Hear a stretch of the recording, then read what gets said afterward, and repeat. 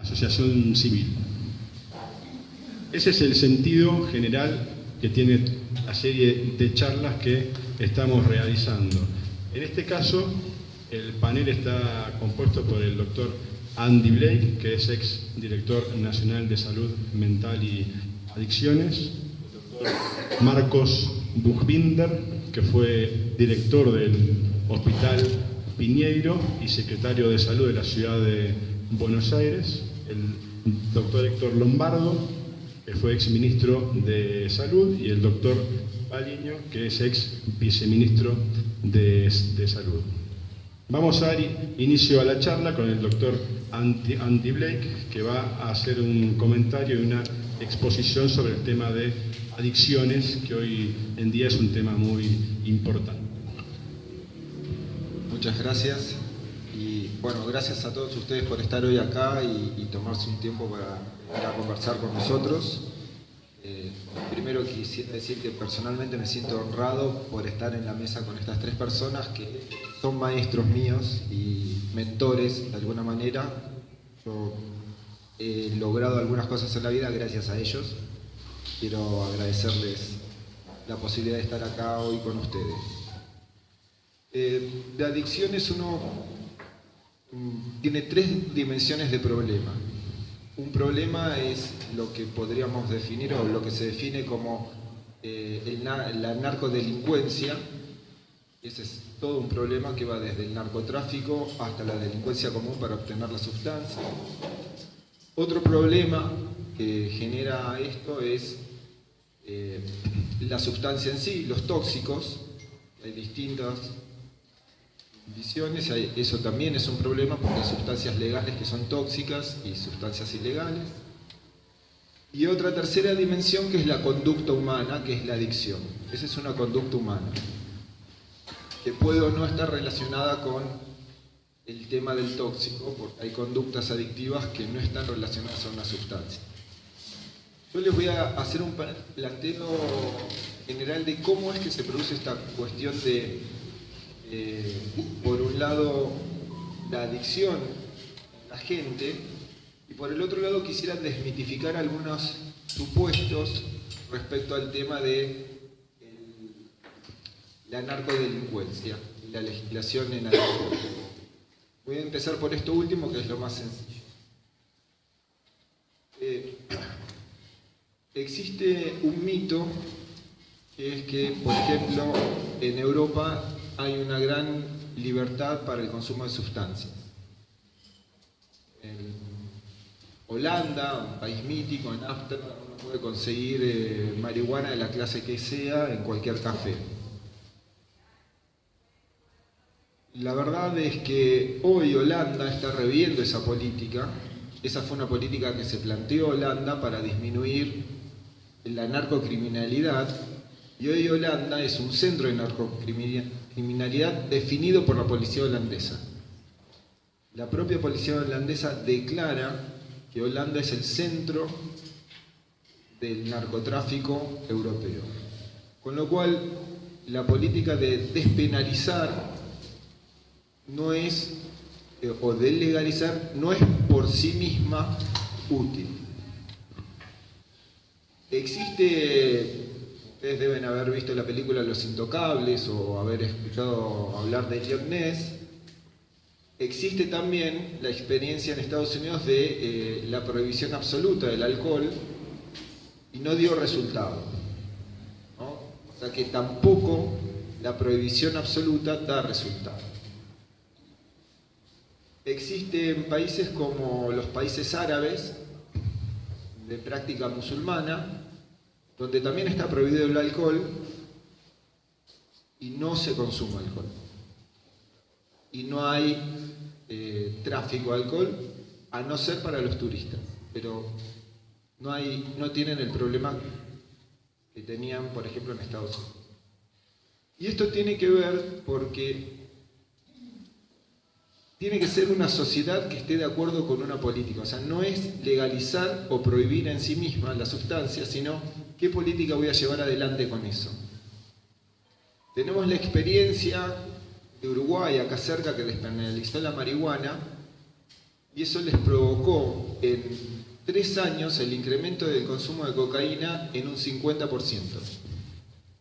Estadísticas de Uruguay. Entonces, es compleja esta situación porque la sustancia que uno va a consumir, uno empieza por una sustancia legal, pero también es una conducta humana que lleva a la marginalidad, y también uno está buscando transgredir. Y entonces, si es legal, no es tan interesante. Y entonces ahora voy a hablar un poco de cómo se produce la adicción. El ser humano tiene una tendencia natural al consumo. Es una característica que le permitió al hombre primitivo en las cavernas salir de la caverna y explorar y ponerse en riesgo en busca de consumir cosas que fueran más sabrosas, que generaran más placer, pero que implicaran un riesgo. Entonces no comían lo que estaba alrededor de la caverna, aunque lo tenían, sino que se adentraban en el medio de la selva, del bosque, en busca de algo que les podría generar más placer. Cualquier alimento. Y esto es algo que nosotros tenemos. Digamos, la conducta adictiva es eso, es buscar un placer haciendo un esfuerzo en aras, aunque esté en peligro, en aras de obtener ese placer. Esto, mal llevado adelante, puede generar o nos puede llevar a una situación de consumo de sustancias, y entonces el tóxico ahí hace la propia atracción y nos deja en una situación de debilidad. En esta situación, en una sociedad donde uno no puede pensar cómo seguir adelante, uno no tiene proyecto, el buscar este tipo de desafíos son interesantes para muchas personas, sobre todo si el entorno así lo propicia. Y puede ser desde los amigos, la familia, el ámbito. Y eso nos lleva a una situación de vulnerabilidad. Para no ponerme en melodramático, voy a contarles algunas experiencias positivas en el tema de las adicciones. Son cosas que se pueden hacer y no son muy dificultosas. Como les dije, esto de que el humano tiene estas ansias de consumo, busca consumir, y no necesariamente tiene que ser algo nocivo. La búsqueda de consumir nos da motivación. Uno puede consumir información porque nos interesa averiguar algo, nos motiva, leemos. Otros pueden consumir deporte y salen a correr todos los días y hacen ejercicio. El tema es canalizar esa motivación en situaciones positivas, esas ganas de ir y ponernos en riesgo y esforzarnos en obtener algo más allá. Hay una experiencia en Finlandia donde ellos tienen un problema de alcohol muy serio y tomaron una serie de medidas prohibitivas para el alcohol. Se puede vender en algunos lugares, los lugares de venta de alcohol no pueden ser los supermercados ni lugares que expendan ningún tipo de comida. Uno, si va a comer a un restaurante, no le venden alcohol, tiene que llevar su alcohol para consumo, si quiere consumir alcohol. O sea, son todas barreras que dificultan el acceso. Pero no está prohibido al 100%.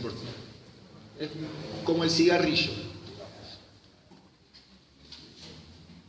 Eso lo hicieron como medida general. Ahora, lo que hicieron en los colegios es plantear una serie de trabajos con los chicos, los alumnos, sobre motivarlos a distintas actividades. Los chicos tienen un montón de actividad física, actividad recreativa, artística, científica, extracurricular. Y los chicos que tienen dificultades o problemas también tienen estas actividades y les buscan unas que puedan desarrollar. Pero lo más interesante es que con esos chicos detectan a líderes, chicos que son más amigos del grupo, y con esos chicos tienen charlas especiales donde los motivan a esos chicos para que ante los problemas de los amigos sean referentes e inmediatamente puede intervenir la escuela, el Estado, para de esa manera evitar el consumo. Obviamente esto va de la mano de entrenamiento de docentes, entrenamiento del equipo de salud y también de las fuerzas de seguridad por el tema de la narcocriminalidad, que está en paralelo a todo esto, que lo que hace es insistir con el consumo. El resultado que tuvieron es que disminuyó el consumo de alcohol en un 60% y el consumo de sustancias ilegales en un 70% en 5 años. Esto tiene un desarrollo de 5 años. Al 5.º año estos fueron los resultados. Esa es una experiencia que uno podría llevar adelante, no es costosa, no es dificultosa, lo que requiere es mucho tiempo de instalación, porque tiene que trabajar con todos estos lugares. Y obviamente una sociedad bastante prolija y ordenada como son ellos, ¿no? Nosotros tenemos otras características, ¿no? Allá de si es a las 7:30, estamos todos 7:30. Igual que nosotros, digamos. Pero al margen de eso, uno puede pensar otro tipo de estrategias, pero básicamente las estrategias es armar grupo.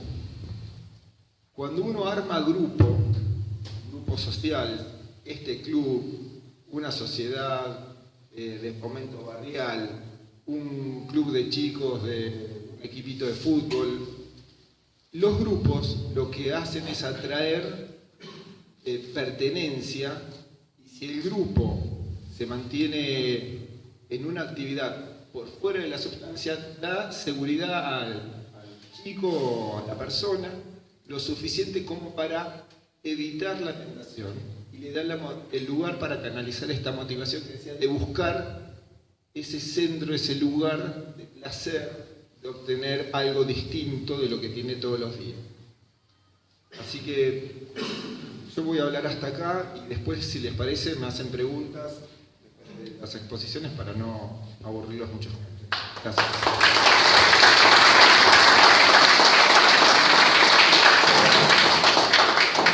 Bueno, ahora continuamos con la exposición del doctor Buchbinder, que va a hablar sobre el cuidado de la salud en situaciones de dificultad económica. Bueno, agradezco la invitación.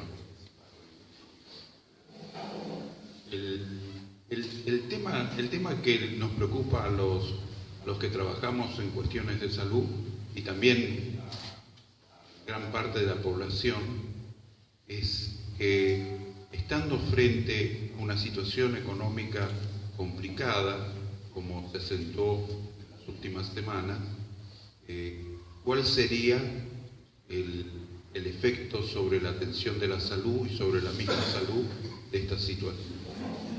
El problema que nosotros tenemos que puntualizar: ha habido una devaluación importantísima y se espera que haya un aumento del costo de la vida importante, es decir, que haya inflación. La inflación, como todos sabemos, trae, por un lado, la disminución del poder del salario y el aumento de los precios de todos los productos y en especial también los que se usan en la atención de la salud. Esta situación se dio fundamentalmente por cuestiones internas, pero también por una situación mundial que es preocupante, que son los cambios económicos dentro de los Estados Unidos, que ha hecho al aumentar la tasa de interés crear una succión mundial de dólares que fueron de diferentes partes del mundo a depositar en los bancos norteamericanos porque les daba un interés más alto y el crédito. Eso hizo que esta situación se dio en la Argentina muy fuerte, pero se dio también en muchas otras partes del mundo, se dio en Latinoamérica. La otra cuestión que también preocupa en cómo va a seguir esto es que los aspectos arancelarios que está tomando los Estados Unidos a través de la política de Trump, de crear aranceles a los productos extranjeros, a los productos que no se hacen en Estados Unidos, creó una situación muy difícil en muchas partes del mundo. Nos toca a nosotros en parte, le toca a la Unión Europea, donde se está discutiendo, le tocó a Brasil. Esto significa, por un lado, que también van a aumentar los precios de los productos en los Estados Unidos y se van a crear dificultades serias tanto en la Unión Europea como en el resto del mundo. Yo traigo esto a colación para entender que no es un problema brusco y que va a desaparecer muy rápido de la Argentina, sino los analistas internacionales suponen que esto puede durar mucho tiempo hasta que se llegue a alguna estabilización o a un empeoramiento incluso de la situación internacional. La política económica de la Argentina estaba fundada en poder solventar el gasto interno a través de préstamos internacionales, con el objeto de no seguir imprimiendo dinero, tratando de no llegar a una inflación que nos lleve a una situación, como ya vimos en otras épocas, mucho más grave. Entonces hoy es más difícil conseguir ese dinero, porque los intereses son altos o son mucho más altos y tampoco se consiguen préstamos. Ahora, lo que interesa, por lo menos en lo que voy a plantear esta noche, es cómo esto va a repercutir en la atención de la salud. Hay una experiencia esto es un tema que no se analizaba especialmente en años anteriores, pero hubo una experiencia a partir de la crisis que hubo en la crisis mundial del 2008, que tuvo que ver se desató con el tema de las hipotecas en los Estados Unidos y en España, y eso creó una situación internacional complicada con destrucción de bancos, desaparición de algunos bancos y una situación en general muy complicada. Eso influyó en la crisis, especialmente en los países europeos. Digo los países europeos porque los países europeos tienen un sistema de atención con importantes hospitales públicos, tienen seguros nacionales de salud. Y eso ¿cómo influyó? En primer lugar, esa crisis internacional hizo disminuir el empleo. Es decir, eso se produjo fundamentalmente a través de la contracción de muchas empresas, a la contracción de la economía y el cierre de empresas. Es decir, aumentó la desocupación en la mayoría de esos países. Al mismo tiempo, en los países europeos aumentó también el costo de los insumos y bajó la financiación a través de este problema, bajó la financiación del sistema de salud. Casi todos tuvieron que salir a pedir préstamos internacionales que les impusieron condiciones muy fuertes para bajar el gasto. La baja del gasto no tenía contemplación si era gasto en salud o otro tipo de gasto. Entonces hubo una reducción del gasto en salud. Bueno, entonces eso repercutió también en las condiciones en que la gente se estaba atendiendo. Y repercutió también en los indicadores de salud, donde en los indicadores me refiero a esos datos que muestran cómo está la situación en cada uno de los países. Entonces ahí se verificó que también había dificultades en ese sentido. ¿Cuál fue cuál fue el problema principal que se verificó en esos países?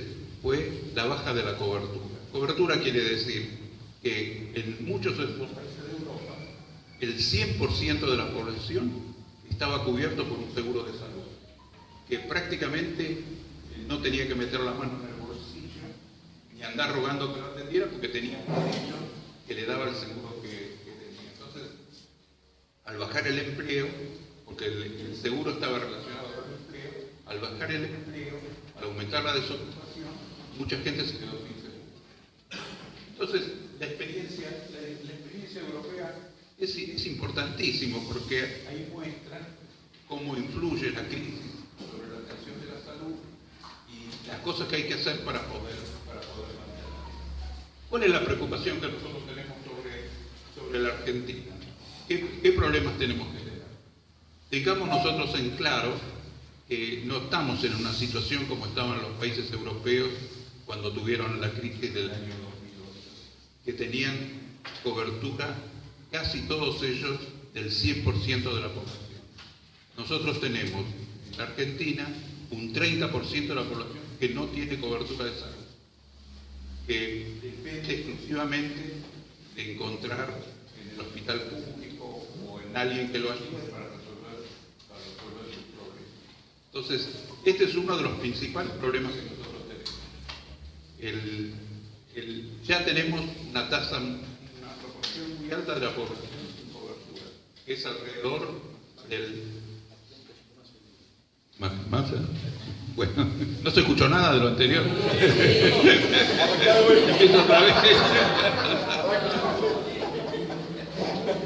Bueno, un 30% de la población decía no tiene cobertura de salud, tiene que recurrir a quien se la pueda dar.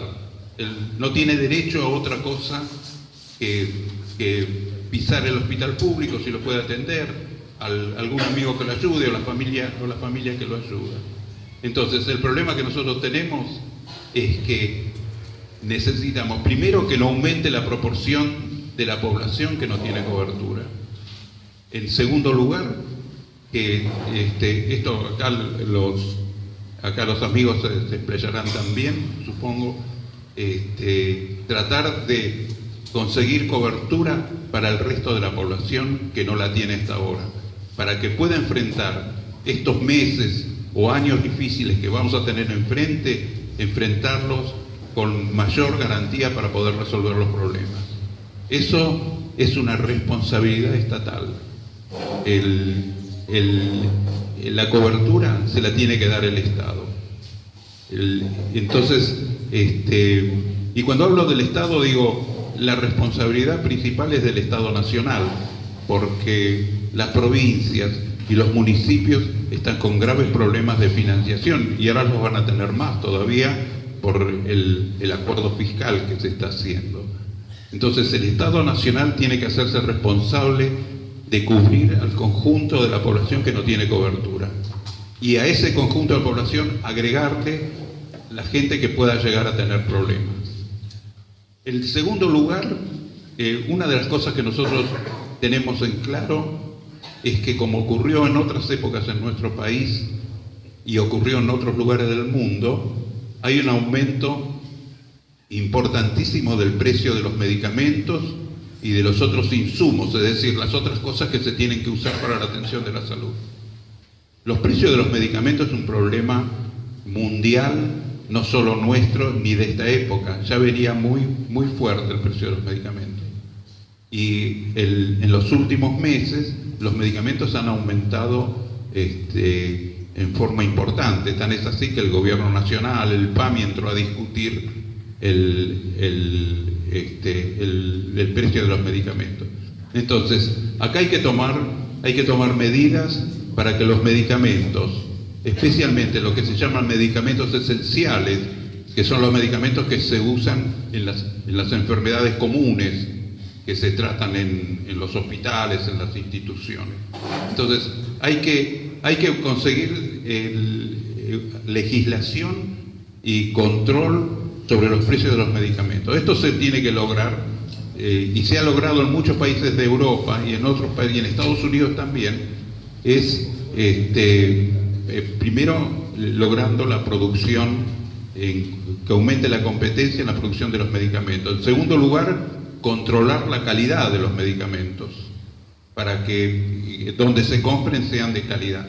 Y en tercer lugar, la aparición de medicamentos genéricos.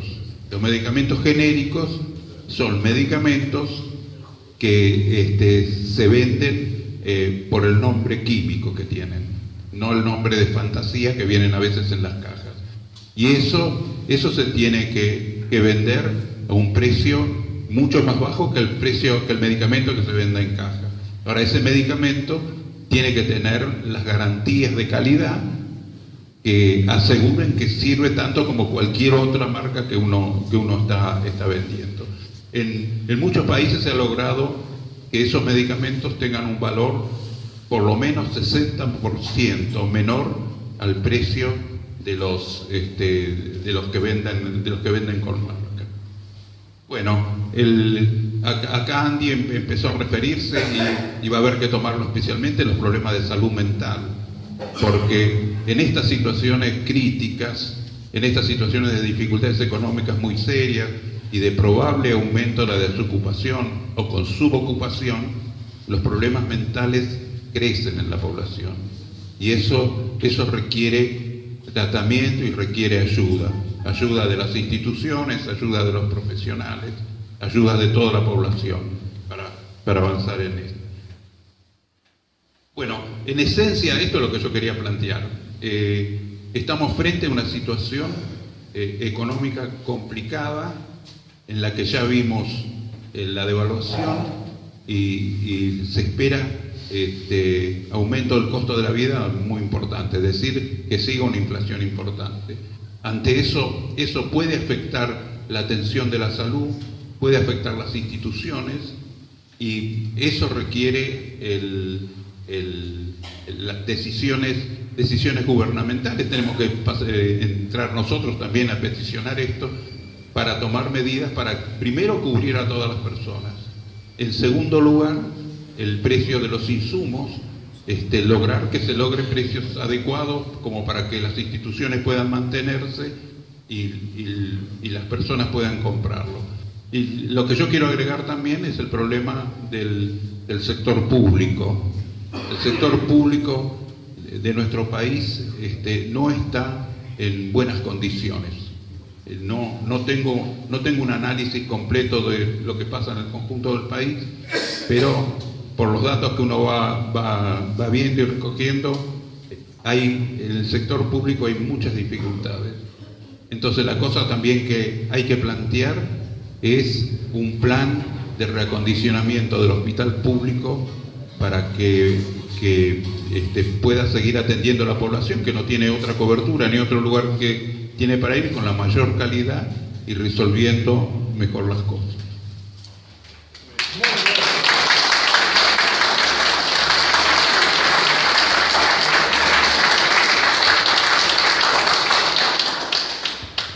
Ahora continuamos con la exposición del doctor Héctor Lombardo, que va a hacer sobre la historia de la salud pública en la República Argentina. Gracias por la invitación, gracias por la presencia de ustedes, y realmente nos preocupa, como ustedes han visto, plantear temas de salud mental y narcotráfico, como son los grandes problemas que cuando prendemos un medio de comunicación salta. Hoy fue un comentario estúpido por lo que sucedió ayer con un cantante de rock. Todos los medios hablaron de lo mismo, todo el mundo está preocupado. Realmente tomar las situaciones. Y por otro lado, el planteo de las dificultades que tiene el tema de la salud frente a las crisis económicas. Uno para hablar de esto tendría que hacer un estudio o una mirada de la evolución de cómo se fueron dando las cosas. En general, la salud es parte de la cenicienta del sistema. Cuando uno ve los presupuestos, la salud en muchos de nuestros países no tiene presupuestos suficientes como para poder trabajar libremente. Y esto significa que realmente hay un déficit incipiente en el cuidado de la salud. Por otro lado, si lo vemos del otro lado, hay un mal uso de esos recursos, por problemas de corrupción, por problemas de influencia, por problemas de gravedad, y todo esto de alguna manera trae una discusión acerca de lo que es en sí la salud. La salud fue cambiando, evolucionando de concepción. En un tiempo cuando uno decía salud es la falta de enfermedad, era una definición por la negativa, ¿no? No hay enfermedad, hay salud. Después fue cambiando. La Organización Mundial de la Salud, al fin, como uno de los elementos institucionales que fueron progresando, hablan de que la salud es el estado de completo bienestar físico, psíquico, social y espiritual. Y la gente también empieza a ver la preocupación de la salud, que generalmente se nota cuando uno está cerca de un enfermo o tiene un enfermo en la familia, ¿no? Ahí se da cuenta de todas las falencias que no están previstas y de las cosas que faltan. Y entonces, cuando las Naciones Unidas le piden a Eleanor Roosevelt que hable sobre los derechos, uno de los derechos que se incorpora en 1948, que fue aprobado por 10 o 12 países, es el derecho a la salud. Y luego fuimos agregando algunos elementos más. La salud es un derecho inalienable, es decir, es algo que no se le puede quitar a un ser humano, que tiene que tener la posibilidad de disfrutarlo y de poder gozar de tener buena salud. Para esto es necesario que uno conozca las realidades que maneja y tenga un proyecto, un plan de cuidado de la salud. Nosotros vivimos en un país relativamente joven, 200 y pico de años no son mucha cantidad de existencia de años. Pero ¿cómo empezó la salud en nuestro país? Los primeros médicos que trabajaron en nuestro país vinieron del extranjero. Es decir, había pueblo indígena y gente que venía del exterior y entonces empezaban a trabajar aquí. Esto se presta también a mucha confusión, que es la que se presta hoy también. Porque hoy también hay muchos magos que hacen maravillas, gente que no conoce el tema e introduce técnicas y terapéuticas que no están aprobadas. Y todo esto fue tomando de alguna manera la necesidad de tener un control. Y lo primero que hubo en nuestro país fue el protomedicato, que era algo que hacía que por lo menos las cosas que no estaban demostradas no se hicieran. Y entonces se bregaba contra eso. Y se fue desarrollando después la necesidad de empezar a proveer médicos, hasta que en 1801 se crea la primera facultad de medicina del país, que no es en la capital federal, que fue en Córdoba, y en otras dos provincias de nuestro interior. Y recién la salud se va desarrollando como un ejemplo relativamente insignificante, porque era una dirección de higiene. En el Ministerio de Salud de la Nación, el cuidado de la salud era una dirección de higiene. Hasta que llega un hombre que era del interior de nuestro país, destacado neurocirujano, que es Ramón Carrillo. Y Ramón Carrillo interpreta que hay que cubrir las necesidades de salud. Y le dio en ese tiempo la respuesta que él consideraba prudente. Más de 300 instituciones construyó Ramón Carrillo en el país. Había estado una arquitectura, aquellos que tuvimos posibilidad de recorrer el país nos damos cuenta de que hay una arquitectura, que esto es de la época de Carrillo. Pues se fueron haciendo grandes cantidad de hospitales y gran cantidad de centros de salud y lugares de atención. Hasta que Carrillo, se aleja del gobierno que lo había nombrado, el gobierno peronista, y muere, mejor dicho, en Brasil, exiliado y pobre, lo cual habla muy bien con las características de un ministro que manejó muchísimos recursos y murió muy pobre en Brasil. Esto hay que destacarlo, porque esto fue una visión importante del cuidado de la salud. Había que tener establecimientos que atiendan la salud. Pero a esto le faltaba algo. ¿Qué es lo que le faltaba? Determinar a qué población iban a asistir a esos lugares. ¿Quién iba a atender a los hospitales? ¿Quién iba a atender a los centros de salud? Y la medicina fue avanzando y sin tener una visión clara de esto. Hasta que un gobierno que duró 3 años y medio, el gobierno de Arturo Illia, tuvo un gran ministro que se llamó Arturo Oñatibia. Arturo Oñatibia, que también endocrinólogo y también del interior, fue el que radicó el bocio en todo el noreste argentino, y también entre las cosas muy buenas que hizo fueron 2 cosas que me interesa mencionar.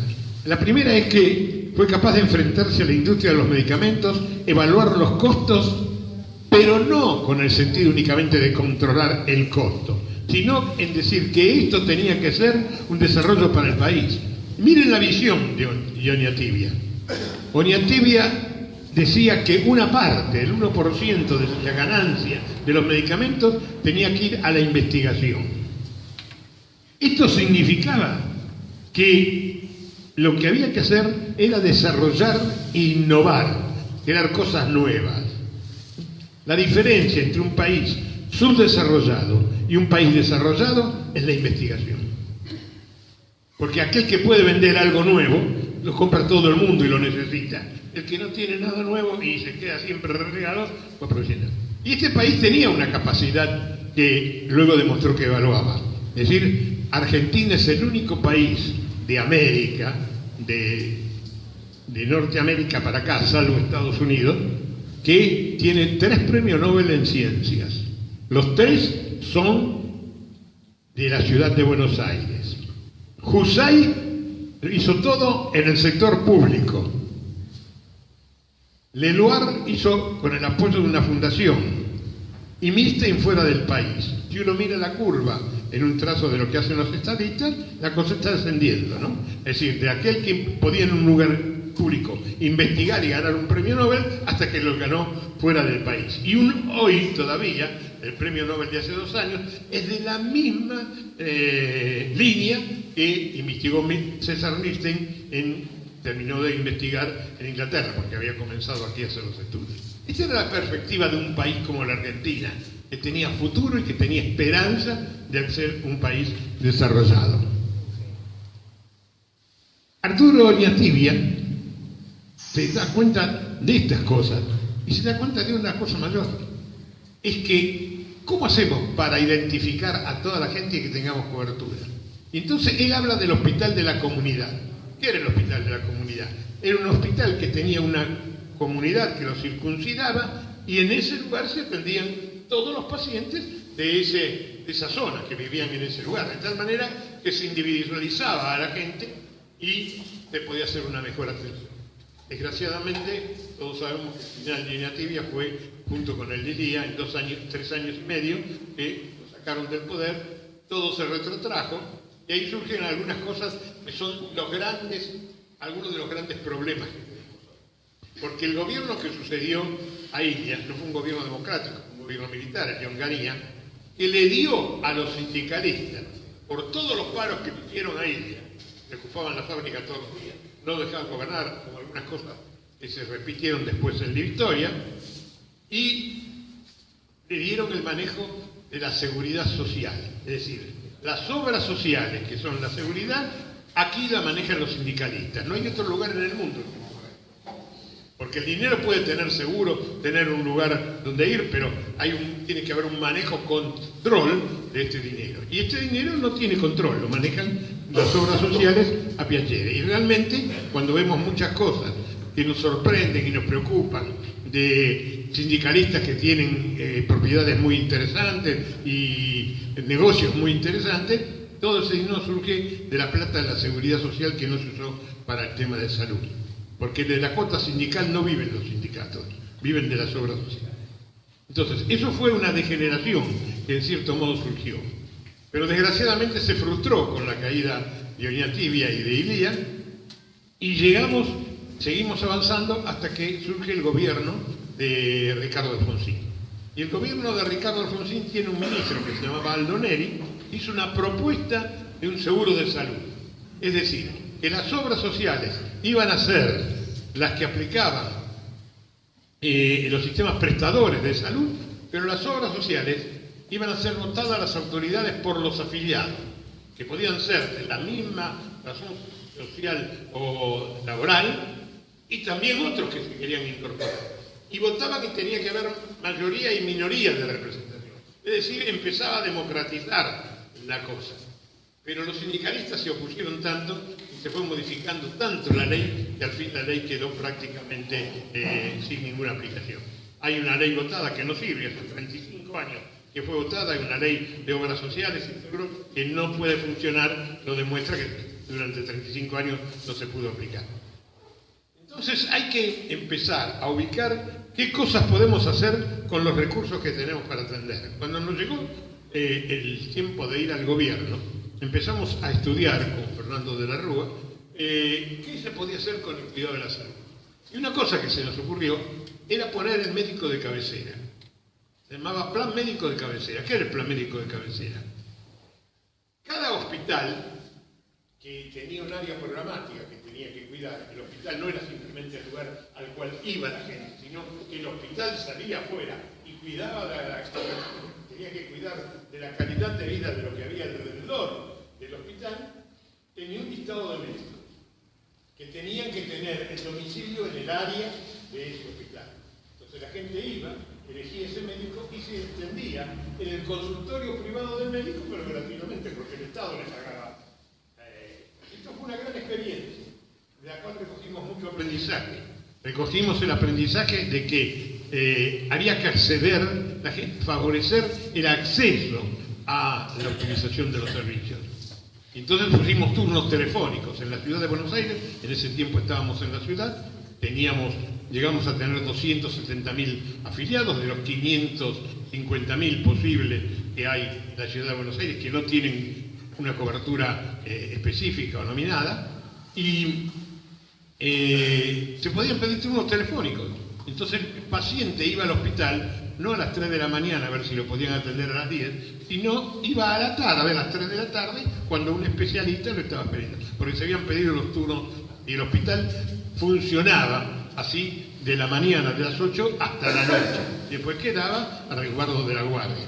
Pero empezábamos a utilizar mucho mejor la capacidad instalada que el hospital tenía. Esto fue una de las cosas que empezamos a hacer y fue muy bien. Nos llegó a tocar a Nación y seguimos con la misma filosofía. Nosotros hicimos un programa que en 2 años de gestión teníamos 1.200.000 afiliados al sistema del país, más los 200 y pico mil que teníamos de la ciudad de Buenos Aires. Y estos tenían una credencial identificatoria que decía que fulano de tal pertenece al sistema y el que pertenece a este sistema entra en un sistema que le garantiza la atención del médico de cabecera, que es el médico que atiende a la familia, como puerta de entrada al sistema. Detrás del médico de cabecera había toda una red de atención que va de la menor a la máxima complejidad, solucionando todos los problemas del paciente, organizando redes de servicio de primer, segundo y tercer nivel, de tal manera que hasta tal punto se hace aquí, cuando hace falta una especialización mayor, se los pasa a otro sector y si no, a otra institución para ir mejor. Esto era lo que teníamos planteado. De repente, desgraciadamente, cuando nos fuimos del gobierno, la cosa quedó muy debilitada, los gobiernos que vinieron no interpretaban lo mismo, pero fíjense cuál era la concepción de esa época de trabajo, en la época de Fernando de la Rúa. Del plan de médico de cabecera se ocupaba Néstor Pérez Balí, pero él aparte se ocupó con dos médicos, uno rosarino, Aníbal Reinaldo, y un porteño, Francisco Martini, recorrieron las 29 tribus de indígenas que hay en nuestro país. Y la ley de protección al indígena decía en su artículo 6º que el país, la nación, debía brindarle a los indígenas atención de la salud. Y crearon un programa ANAI, era programa de ayuda humanitaria a las poblaciones indígenas y se empezó a atender a la gente. Si hoy uno va por el interior y habla con algunos indígenas, a pesar de las dificultades que tienen por los pocos servicios que se les brindan, recuerdan este plan que todavía funciona en algunos lugares como una cosa de servicio que la gente se ocupa. Es decir, ¿qué es lo importante? Lo importante es que tengamos identificado a cada uno de nosotros que pertenece a qué. El 10% tiene el sector privado y se atiende a través de una prepaga. El 50% tiene una seguridad social u obra social. Y el resto tiene que formar parte de una organización nacional de atención a los que no tienen cobertura. No así que quede librado a que vaya donde pueda y donde lo tiene. Entre por un lugar donde ya su médico lo conoce y lo va orientando a las distintas especialidades. Incluso este sistema también tiene que comprender la provisión de medicamentos y de uso de la alta tecnología que se han acercado al tema de la ciencia de la salud y que nos permiten tanta mejoría y tanta función. Gracias.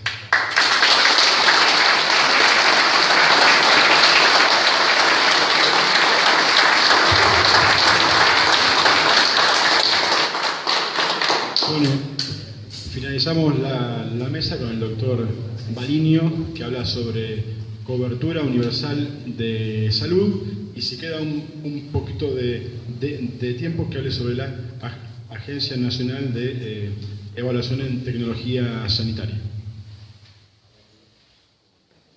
Buenas noches. Bueno, le agradecemos a la institución que nos haya recibido, también a los correligionarios que organizaron este evento, pero principalmente quiero agradecerles a ustedes que hoy, un viernes a esta hora, estén acá reunidos, porque la realidad es que nosotros necesitamos transmitir a la gente para que esa gente sea un poco la que pueda difundir las cosas que hay que hacer, que se pueda llevar ideas o por lo menos noticias de que hay planes para hacer.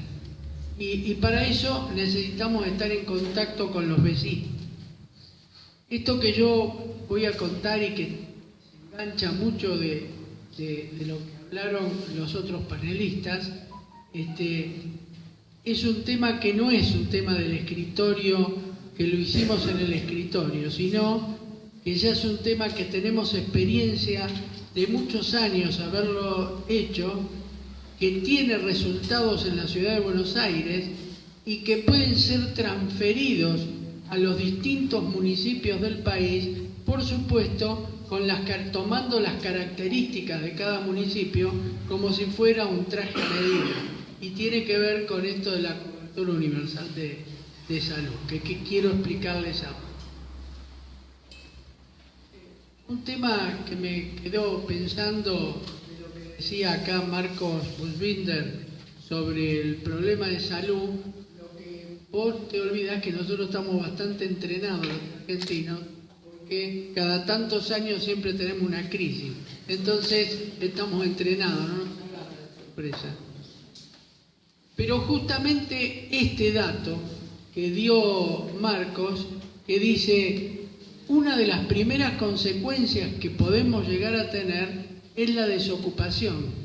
El tener desocupación quiere decir que es desengancharse del seguro de salud, porque cuando uno pierde el trabajo, pierde el seguro de salud, el que le daba la atención médica y el acceso al medicamento. Contaba Héctor Lombardo que en 1996 habíamos empezado con ese plan del plan médico de cabecera en la ciudad de Buenos Aires. La ciudad de Buenos Aires tiene un 18% de población que no tiene cobertura. Esos son aproximadamente unas 550.000 personas. Hoy esas 550.000 personas están afiliadas o son beneficiarios de lo que se llama la cobertura porteña de salud, que tomando el plan médico de cabecera que se había iniciado en 1996, en el 2007 el legislador Enrique Olivera hizo entonces una ley que se llama Cobertura Porteña de Salud, que fue votada por la legislatura de la Ciudad de Buenos Aires y fue implementada desde 2007 hasta la actualidad. Y de esos 500.000 personas que no tienen cobertura en la ciudad, ya hay más de 400.000 que ya son beneficiarios. ¿Qué quiere decir que son beneficiarios? Que están inscritas en un padrón, que tienen un médico de cabecera de referencia o un centro médico barrial que se llama, donde están los médicos de cabecera. Son todos médicos pagados por el sistema público, y el que ingresó a esa población, a ese ser beneficiario de la cobertura, tiene acceso a tener el medicamento con subvención del 100% de los medicamentos esenciales. Esto es lo que nosotros llamamos cobertura universal de salud. Es decir, a quien no tiene cobertura, la cobertura tiene que ser estatal y darle acceso al médico y acceso al medicamento. Porque el medicamento, que todos sabemos que es caro, necesita una regulación, porque debemos ganar la batalla y entender que el medicamento es un bien social, que no se puede vender como si se vendiera galletita o una cafetera. Es un bien social, tiene que tener regulaciones, porque el acceso al medicamento es un problema de vida o de muerte. Es decir, hoy los medicamentos son tan buenos que si un paciente no lo tiene, es el acceso de vivir o de morirse. Entonces, esto es un bien social, tiene que estar regulado por el Estado, y la industria tiene que entender que debe ser regulada por el Estado. El punto de la cobertura universal de salud es de esta manera, es un instrumento que ayuda a los momentos de mayor problemas económicos. Porque, ojo, que problemas de desocupación y problemas económicos los tienen los países subdesarrollados, pero también los tienen los países desarrollados. Lo que pasa, que como dijo Marcos, los países desarrollados tienen una red de cobertura mucho más importante, entonces la gente lo siente menos. ¿Qué consiste en la cobertura universal? Que si ustedes saben que el sistema de salud en Argentina tiene muchos financiadores, por eso se llama un sistema fragmentado. Es decir, tiene aquel que tiene obra social, el que tiene prepagas, el que tiene PAMI, pero hay 15 millones de personas en la Argentina que no tienen ninguna cobertura. Por suerte tienen el hospital público, pero van al hospital público a buscar la atención en forma anárquica. A veces ese hospital no tiene lo que él necesita, pero hay una cosa muy importante. Termina de ver el médico le hace la receta, se va con la receta en la mano, y muchos de ellos no tienen el dinero para comprar el medicamento. Entonces, esto no es una cobertura. Quiere decir que a esos 15 millones de personas lo que se necesita es hacer una cobertura garantizada por el Estado. Entonces, esto funcionaría, fíjense, como vasos comunicantes. Quiere decir que cuando hay hay una economía que va para arriba, que disminuye la desocupación, entonces va a haber mucha más gente puesta en las prepagas, en las obras sociales, en PAMI. Pero cuando hay momentos de periodos de depresión económica, donde puede aparecer la desocupación, ese que se queda sin trabajo no se queda sin cobertura de salud, porque inmediatamente es tomado por la cobertura estatal, que es la cobertura universal de salud. Esta es la organización que estamos tratando de que tanto desde el gobierno nacional como desde los gobiernos provinciales se vaya instalando en los distintos municipios, con ejemplos, ya les digo, como fue en la Ciudad de Buenos Aires, pero que hay que hacer un traje a medida para cada municipio, para la realidad sanitaria de cada municipio. Ustedes saben que nosotros, que venimos del Partido Radical, no podemos desligarnos de las palabras de Allen, que decía que el nuestro era un partido de los desposeídos. Entonces nosotros nos tenemos que ocupar de ver de aquella población que no tiene acceso a la salud o que tiene un acceso precario a la salud, y sobre todo lo que no tiene es acceso al medicamento.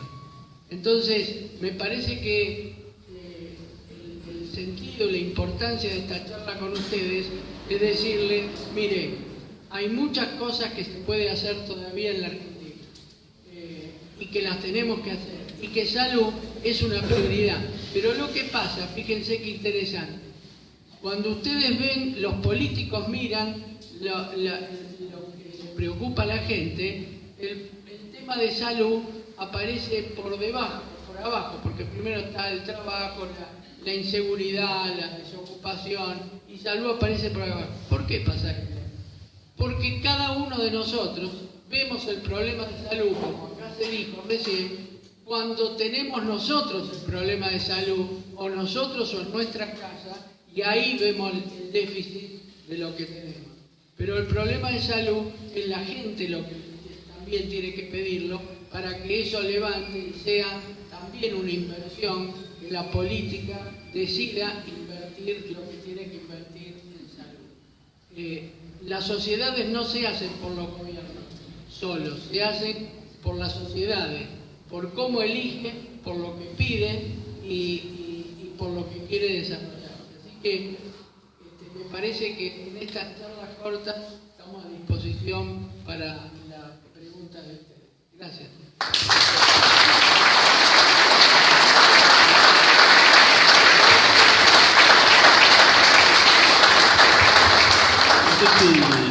Un comentario sobre la agencia, aunque sea corto. Sí, miren, una cosa interesante que parece que fuera muy técnica, pero tiene impacto en cada uno de nosotros en todos los días.